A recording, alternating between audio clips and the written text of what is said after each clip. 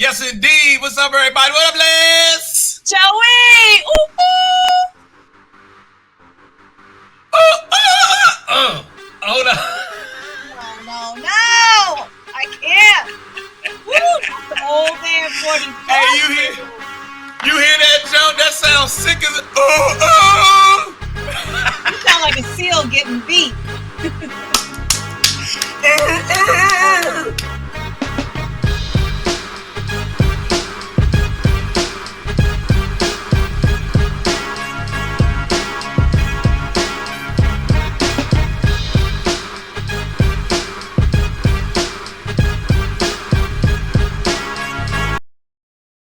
Yeah, I can't do it like I used to. I'm gonna say that for the young folks. What's up, everybody? Welcome to the Ruckus. I am Joe Clair. Hey, the LEZ right by his side. You know how we do. What up, Les? How you doing this week, love? I am good. I know folks is out getting ready to play in these streets, but LA is like, hold your horses, put your mask back on before we have to put it all the way down. Delta? Listen, I'm not fucking. I ain't even flying Delta. Okay. Shout out to all my ladies from Delta Sigma Theta Sorority Incorporated, but I'm staying away from y'all too. Right. We ain't going to the Mississippi Delta. We ain't flying Delta. Shout out to you, like you said, your girls. Nothing Delta over here. I love y'all Deltas, but I'm not messing around with that variant. They say they say that variant cold-blooded. They say that jump worse than the first jump. Taking heads off, putting bodies back in the hospital. I'm not here for none of that. None of those cooties. None of it. Yeah, and people who are already fully vaccinated are catching COVID over again. And I think I saw a report today that 4 people passed who actually have been double vaccinated, had all fully vaccinated. So everybody be safe. I am fully vaccinated, but I am still masking up. I keep these Jones everywhere. So that's what it's going to be. People have been talking since this has happened, right? Divorce has been, especially in Hollywood, nonstop. Every celebrity, 2 minutes married, 2 minutes not. But I think one in case is that because it's still in court, people have really been talking about Dr. Dre and his wife who have been married at least 24 years together, right? Yeah. He's a billionaire now, and she's been there when he didn't have nothing, getting now, I think, $3.5 million a year, almost $300,000 a month. Let me ask you, because you are a married man, don't want to know whether you signed a prenup or not, but do you know I ain't signed no motherfucking prenup. I ain't got no money. Signed no prenup. I know Naima was like, you need to sign mine. How about that? Yeah. My wife said, nigga, I need you to sign this prenup. Hell no, did I sign a prenup? I ain't got no motherfucking money. No, I ain't signed no prenup. But what was you about to ask me? Well, there's no prenup in play here. But what do you think about the numbers and the years that she put in, and especially when she had nothing, he had nothing, and her getting this payout? I know originally she was asking for all kinds of money for the dry cleaning, money for car service, all kinds of crazy stuff on the list. But again, like they say in California, the life that you were accustomed to living when you was married. So give me your take on all of these things. My take is this. All right. One, if the woman got my children, I want to make sure that they straight. That's the first and foremost part. Make sure that the woman and the kids are straight. You don't want. I grew up in a household where once my parents split, it started getting funky. Money was short at both households, and then the tension in between and all that, and it just made for a bad time. So, I understand that they not seeing eye to eye, but from man to man, take care of the lady and take care of the kids. Now, $300,000 every month? God damn! But you're a billionaire. You are a billionaire, and if you got it like that, and the court sees that you got it like that, pay that lady her money and go make some more bread. Make a TV show about all the fuck he need. This is what you should do, Dr. Dre. Make a TV show called Child Support. Oh, that shit gonna blow up. If you make a TV show called Child Support, bitch, that'll blow up and you will get another $1 billion off of Dr. Dre. Call Jimmy Iovine, tell him you need to get that shit done tomorrow. The new TV out from Dr. Dre called Child Support, damn it. It'll be a hit. Crazy opportunity for both of them to make money, book deals, a movie, a biopic, a lifetime story, whatever it is for both of them or anybody in this case. And even whether your kids are like young, because their kids are adults now. I think they're both in their 20s, but of course you still got to plan for their future and all that other stuff. I think in any case, in any scenario, if you make promises and you break those promises, there's a price that needs to be paid. Period. Point blank. Agree? See now. Come on, Joey. Come on. Here's the thing. Here's how I feel about that. We were not in their home. Right. Since I am married, I do not ever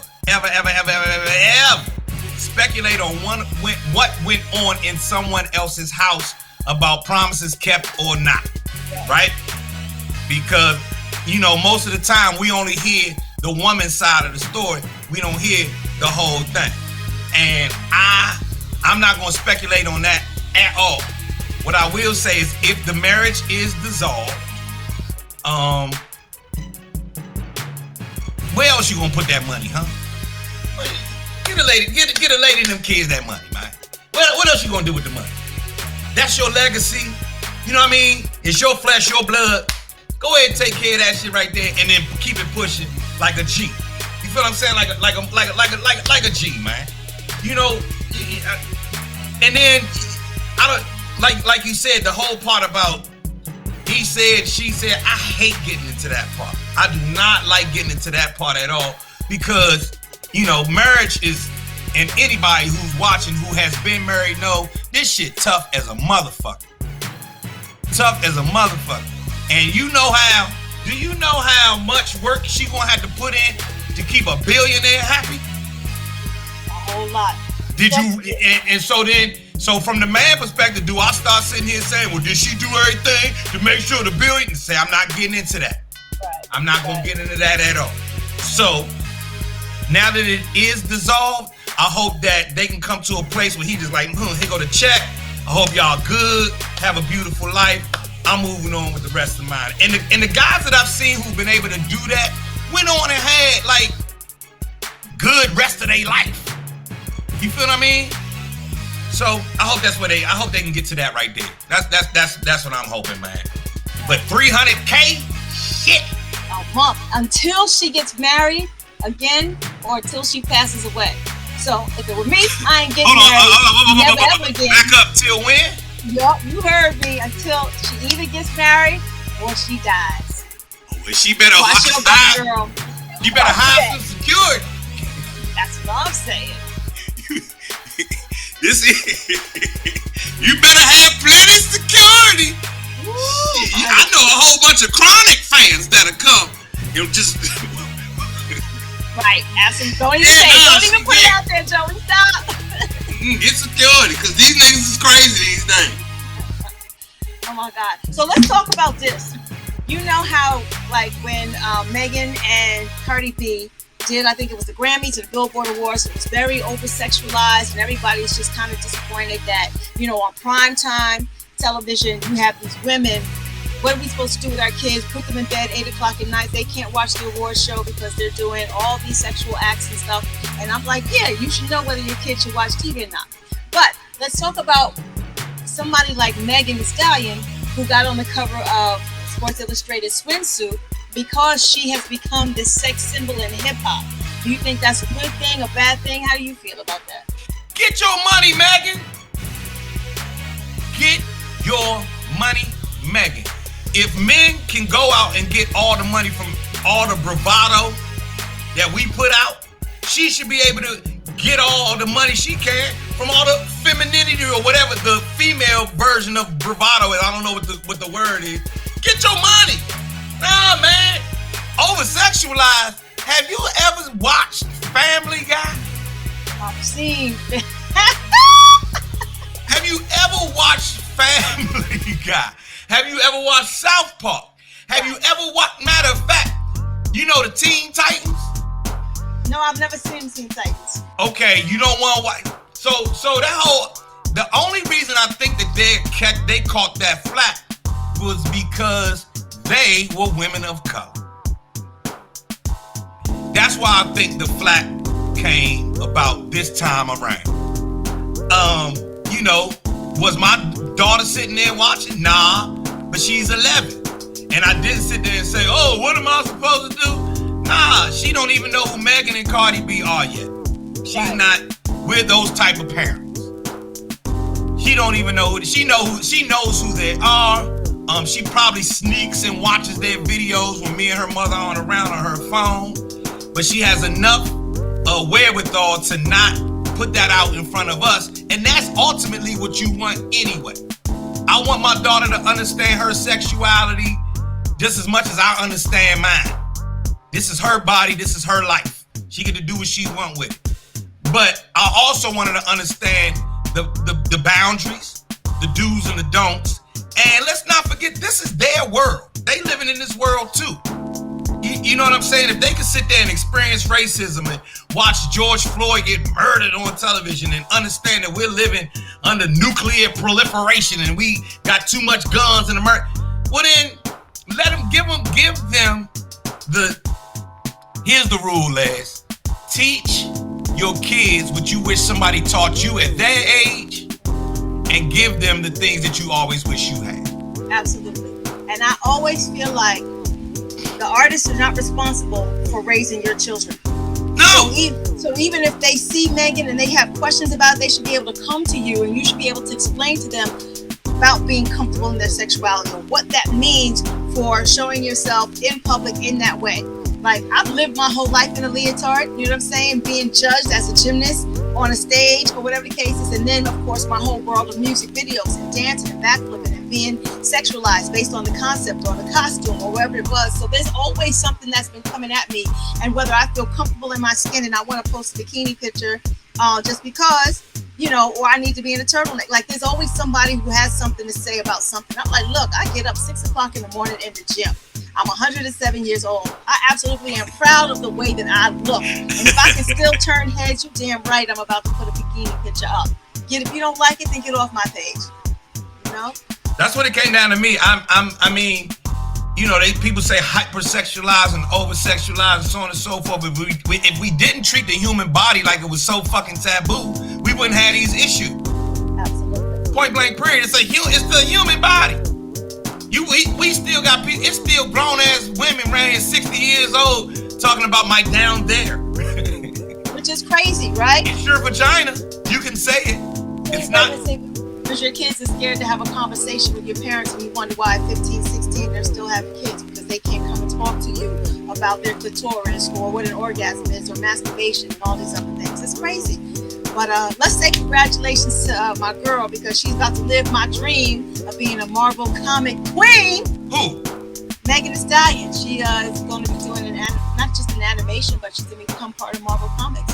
I forget what the character is, but really? She's going to be kicking some ass. So that's me. I'm trying to be a female superhero while a girl can still backflip. So get it, Megan. I'm proud. If it ain't me, it's you. Or I can come on and be your mother. How about that? Getting money, Megan Thee Stallion. I ain't mad at her. And she got a college degree. Absolutely. Let's add that cherry on the top. Bing, college degree too. Absolutely. So I'm not going to sit here and get into what these ladies do now. On the other hand, Les, they are very fun to watch. It is great entertainment. I don't want to watch it while my daughter's in the room. That's for me in my private time. But you know what? That's for when I need some me time. TMI, Joey, TMI. But people, they love to hear us talk about all these issues, but they also love the special guests that we bring into the room. Why don't you do me a favor and introduce our special guest for tonight? Because I am psyched over my man. Oh, let's just take you back to 1989 when it was popping. The Youngest in Charge album was like killing all over the radio. The streets was rocking. All the ladies was loving him because he had that beautiful hair and that sexy caramel complexion. He gave you songs like On a Mission, I Got It Made, and I'm the Magnificent. straight out of New York City, the one, the only Special Ed, y'all. Special Ed is in the building. Peace. How y'all doing? Long time. How you been? Hey, what up? Chilling, man. Just here, just holding it down, you know? Hey, see if you can turn that camera. Can you turn the Joe sideways? No, the other side. Yeah, there you go. There you go. Boom. Joe Cleasy, well, baby. Hey, Ed, everything good, man. Good to see you. I don't know if you know this. That's my girl, Big Les, right there, Ed. You know her? Oh, word. You know what? It's on my phone and it's so small and I'm so old. Les know. She was in the Mission video. That's right. Go on a mission. I remember Hey. the last 30 years. Hold on, so Les, hold on. You in Special Ed video? On a mission, yep. Oh, I need to blow you up, Les. No. Listen, Good, are you good, kidding? Good. Now, we had the best time on set. Absolutely, that's a classic video. Come on, y'all remember. Let's do big super productions, you know what I'm saying? Back then, we was just, starting fresh, you know what I'm saying? But the song was banging. You was killing in the streets. And it was I dope. loved It it. made it a great look, though. That video was a great look. They was actually dancing like in dresses, looking fine. You know what I'm saying? Mm-hmm. Yeah. Man, that's so dope. I hate when there's a little bit of hip hop trivia that I do not know. So I didn't know you was in that video, lad. I'm about to go back and look. We got a bunch of our own trivia too, Joe. True indeed. The shit don't stop. Hey man, I'm just keeping it a buck these days. Being somebody's husband and somebody's daddy. That's it, man. No, we have to, man, because at this tomorrow ain't promised, man. So we gotta always keep it all the way. You heard? Oh, 150%. Yeah, amen. Can we take it back a bit to like 1989? Can you describe for us what it was for you when the song came, like moments before the song hit, and then like that summer or that moment that like you evolved and took over not just New York City but the world? Yeah, man, it was incredible for me, especially as a youth. You know what I mean? It was like I set out on a goal. I was determined. I was ambitious. And it happened. It came to fruition.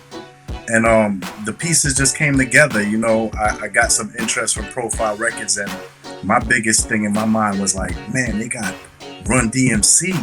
They got Dana Dane. You know what I'm saying? So they definitely could put me on that plateau. So that was my goal, to get somewhere where I can be heard and seen on that level, which would probably be equivalent to social media right now. Right? Yeah, So- but that was it.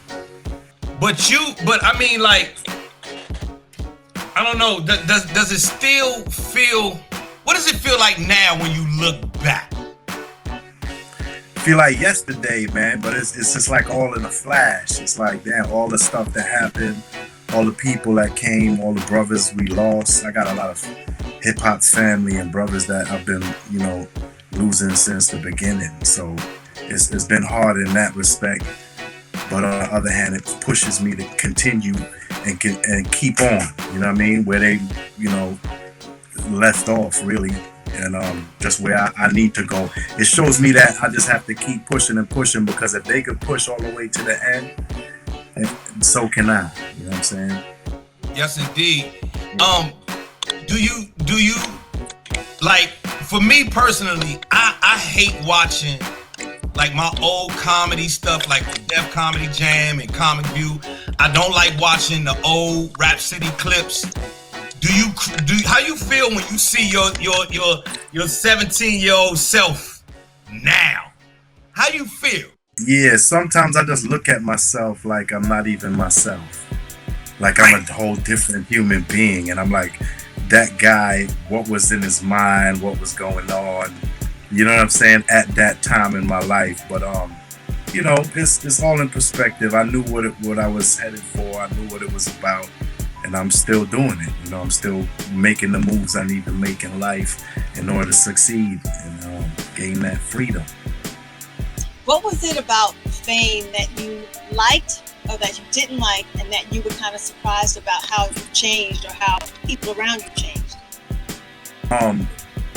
Well, for me, I was definitely in it for the financial freedom, but as far as the fame, I did not like the fact that people felt that they took liberty to, you know, run their mouth and, you know, sometimes come a little sideways or just kind of assume they know who you are or kind of like, you know, just be assholes. You know what I'm saying?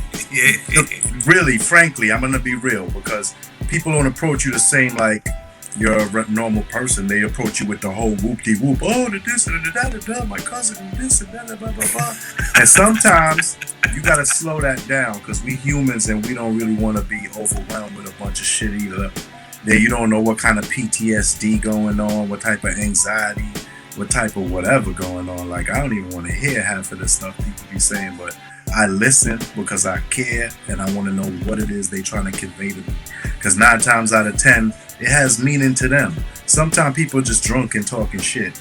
But a lot of times when they telling you a story, it means something to them. And sometimes I listen. Sometimes it's stuff that they got through college or they got through jail. Or, you know what I'm saying? They got through a relationship or something. And those are the things that make me listen to people.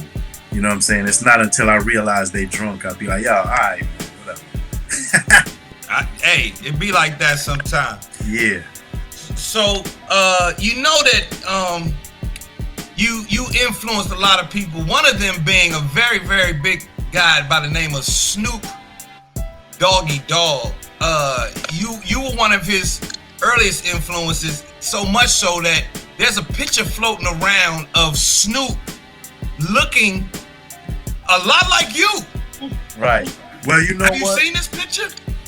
Oh, wow. Yeah, there it is. Yeah. Oh shit. No, I'm gonna tell you though. Snoop is one of my brothers in the world and in hip hop. You feel me? And he's a man and a respectable man and an honorable man because he's man enough to admit his influences, what helped him. Some men too proud to say that anybody helped them. They be like, yeah, I did this all on me. This is da. And at the end of the day, for somebody to actually come out and say, look, yeah, this was an influence, and even somebody that's a peer, because I think I might be even younger than Snoop. So at the end of the day, that's really big to me. And Snoop, you know, we cool, man. He came to me and told me that himself. So Really? you know, I love it. A lot of artists though, you'd be surprised. A lot of artists open up. I don't know what it is about me, but you know what I'm saying, they open up and they talk to me and they honest about a lot of things, and I respect that because it's hard for a man to with honor and pride and all that to, you know, admit stuff like that sometimes. So big up to Snoop, big up a lot of artists out there, man. I love all of y'all, man. That's, if I could help y'all in any way, or if what I have done has helped y'all in any way, amen. You know what I'm saying? Amen. That's a beautiful thing. I know. Let's talk about teaching moments since you're willing to help somebody, because to be so young and have really taken on suing your record label. Let's talk about the size of the cojones you had to have back then, like where your head was in regard to taking on the label. And Nah, they thought I was stupid. That's what I was trying to say. The stupid people think you stupid. Right. That ain't gonna work for me. I know how to add. I know what it is. If they even gave me a check that came close to what I was supposed to get, I wouldn't even have tripped. But come on, son. They try to play me like a quarter water. You feel me? I got like a quarter of what I should have been seeing.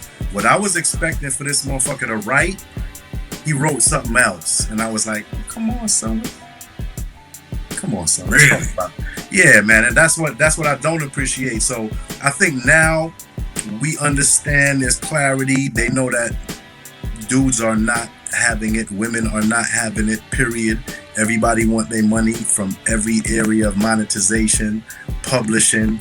They try to take publishing and all of that too. I had to kind of talk about that in my first go around, even before I knew anything. I was like, hold up, what's this right here and why is everybody else getting it? Where's mine? And ain't this related to writing? Yeah. Right. Okay, so give me my shit. Why is every, you know what I mean? Kind of dig in a little bit from the day one, but really understanding now that's a whole nother game. You know, all that publishing and copyright and labels just kind of taking over and owning you. And you know, even up to this day, I'm sure many other artists out there are going through battles just trying to collect residuals. You know what I mean? Let me ask you real quickly. Do you think that there's a lot of money talk in rap these days? A lot of money talk. You think these young guys is really getting the bag like that, or I would pray that they are, because if they just capping and stunting and shit, that's like really, that's so passe. My God. I'm saying, look, it's better you don't even talk about it and go get it. But if you're gonna do it, man, make sure you got it. But see, that's another problem, because you have hyper violence as well. You have hyper crime. So a lot of things related to showing off and a lot of money and a lot of jewelry and fancy shit. There's people out there real hungry with them machines. You hungry? Yeah, man. And that's what it boils down to. So when you out there, you can either roll like Fort Knox or you can live your life in peace. It's up to you. It's up to how you want to behave. You know what I'm saying? You want the world to perceive you like Daddy Warbucks. All right, well, them boys exist too. And so you just gotta, you know what I'm saying, be looking over your shoulder and keep it 1,000. You know what I'm saying? Hey, boy, that's real. That's a sound bite right there, Les. There go the sound bite right there. Absolutely. Sound bite. A couple of sound bites up in there. Damn right. Can you take us to the day that you and Master Ace and Buckshot got on the phone talking about, yo, we need to do a group, we're gonna call it Brooklyn Dodgers, and really explain to me, because most solo artists don't want to be in a group, but here you are, like raising your hand to be in a group. So let's find out how all of the mechanics and all that stuff worked out. Okay, so what happened was Q-Tip called me and Spike had got them to do the production on a song, and they were to go out and get Brooklyn artists. So they contacted me. I said, hell yeah, because that was the first time anybody really reached out for a collaboration. And I thought that it would be fitting. You know, I always represented Brooklyn from day one. So for them to come to me with that, I was honored, and I said, hell yeah. So I think Tip is the one that reached out to Buckshot and Ace and got them involved in the project. And we all came together. They came over to the studio. At that point, Buck had already been working with us. Buck and the whole Duck Down was already working over at my studio. So it was kind of like already, you know, organic. And just Ace came over, and, you know, Ace, you know, we just knocked it out. We had synergy. We wrote the song. And then we ended up going to Manhattan to mix it. Dollar Cab Lab, that's where everybody... Dollar Cab Lab, Dollar Cab Arab. Shout out the whole Dollar Cab for sure, man. We put it down for a long time, man, in Brooklyn. Brooklyn, though. You still in Brooklyn? Nah, I'm in Charlotte, North Carolina. South, get it. Yeah, I come back and forth to a lot of places all the time, though. You know, I stay moving around and working. And I'll actually be up in Brooklyn in August. We doing some hip hop museum stuff. Let me ask you a question about being in Charlotte, North Carolina. I still own a home in Atlanta, Georgia, right? Okay. And when I got there, I bumped into every rapper and DJ from the 90s. They was at my grocery store. I met DJ Hurricane at the Publix grocery store. Yeah, that's my guy. I was at his crib over there. He shot his show. He has a show that he does. Jay's Hat.